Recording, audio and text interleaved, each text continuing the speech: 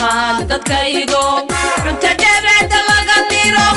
anka cagarane ciidena hodanka mawsara kacnaayo beeraha ma saracna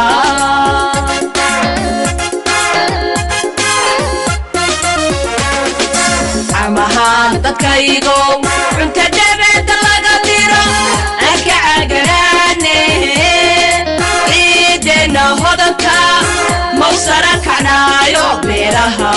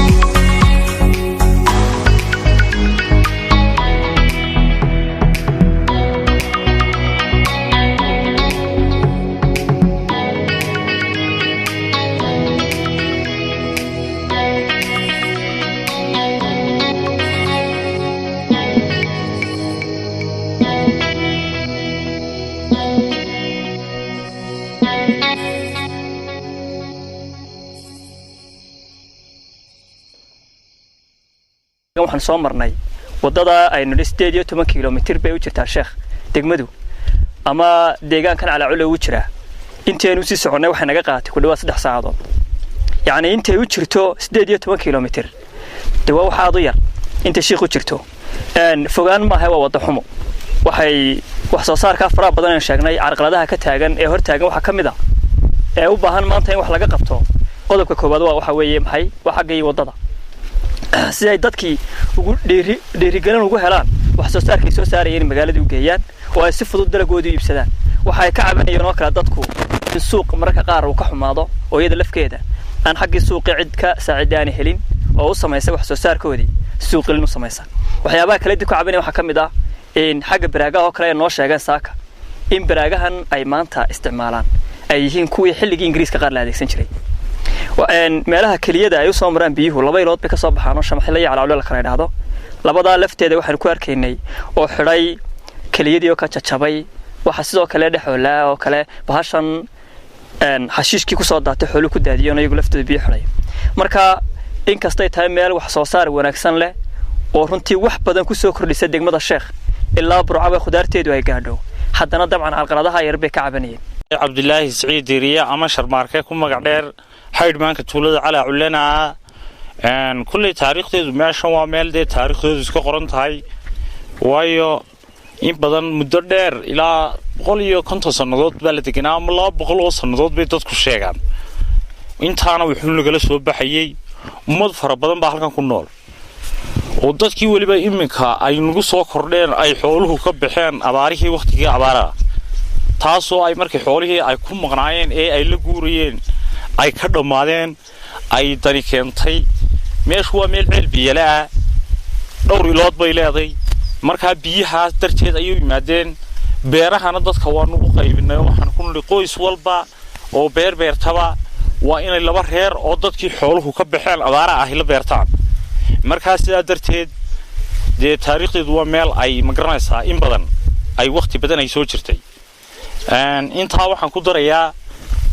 kulli haddana wax soo saarkeedu aad buu fara badan yahay maalintii ama labadii cashaba waxa ka baxa laba gaari suuqa burco ayaanu geynaa waxaan soo saarnaa kaabashka waxaan soo saarnaa tamaandhada waxaan soo saarnaa saladka